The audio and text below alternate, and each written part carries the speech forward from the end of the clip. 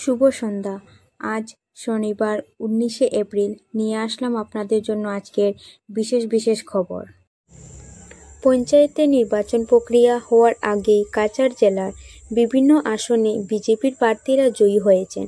শুক্রবার শিলকুড়িতে বিশেষ সভার মাধ্যমে কাছাড় জেলায় পঞ্চায়েত নির্বাচনের প্রচার শুরু করেছে বিজেপি এবং সেখানে দাঁড়িয়ে মন্ত্রী কৌশিক রায় বললেন, পঞ্চায়েত স্তরে এবার কংগ্রেস মুক্ত হতে চলেছে কাছাড় জেলা। শিলচরে শ্মশান কালী মন্দিরের উন্নয়নের জন্য 1 লক্ষ টাকা দান করলেন তারাপুর শিববাড়ি রোডের বাসিন্দা ও সুপরিচিত সমাজকর্মী বিশ্বজিৎ নাথ। পারিবারিক ও সামাজিক দায়বদ্ধতাকে মাথায় রেখে এই পদক্ষেপ করেছেন তিনি।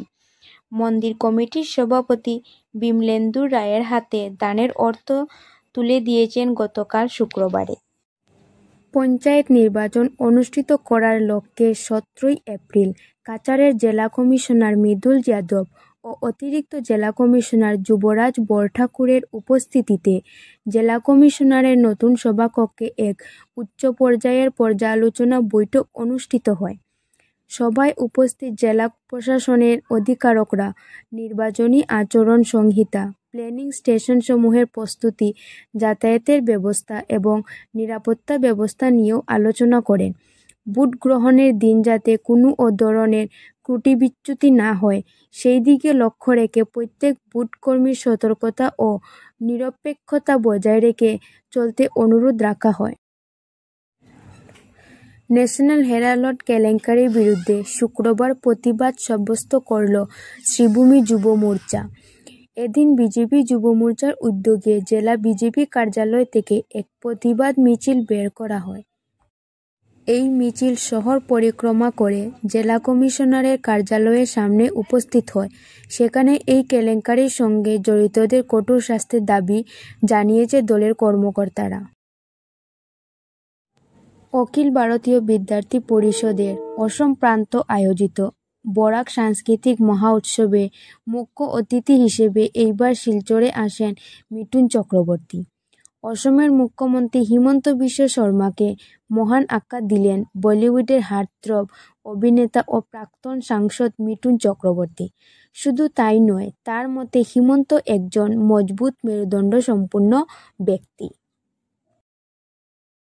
মুখ্যমন্ত্রী ডক্টর হিমন্ত বিশ্ব শর্মা শুক্রবার কার্বি আংলংয়ের আদি ধর্ম নিয়ে গবেষণায় একটি ধর্মতত্ত্ব কেন্দ্র নির্মাণের জন্য 10 কোটি টাকার অনুদান ঘোষণা করেছেন।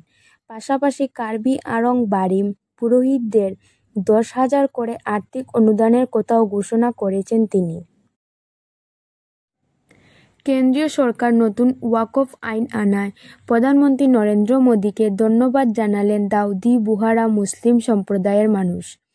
এই আইনের যখন বিরোধিতা করছে বিজেপি দলগুলির পাশাপাশি বিভিন্ন মুসলিম সংগঠন, সেখানে বুহারা সম্প্রদায়ের এই অবস্থানের যথেষ্ট তাৎপর্য রয়েছে। তাদের দাবি, দীর্ঘদিন ধরে ওয়াকফের সরকারি নিয়ন্ত্রণ চেয়ে আইন আনার দাবি জানিয়েছিলেন তারা। দীর্ঘদিনের সেই দাবি পূরণ হওয়ায় এবার মোদির সঙ্গে সাক্ষাৎ করে তাকে ধন্যবাদ জানিয়েছেন তারা। পঞ্চায়েত নির্বাচনের ভোট গ্রহণ 2 পর্যায়ে, 2 মে এবং 7 মে। কিন্তু এর আগেই বিনা প্রতিদ্বন্দ্বিতায় জয়ী হল এনডিএর 2,902 প্রার্থী। রাজ্য নির্বাচন কমিশন জানিয়েছে, বিভিন্ন আসনে 2,902 জন প্রার্থীকে বিনা প্রতিদ্বন্দ্বিতায় জয়ী বলে ঘোষণা করা হয়।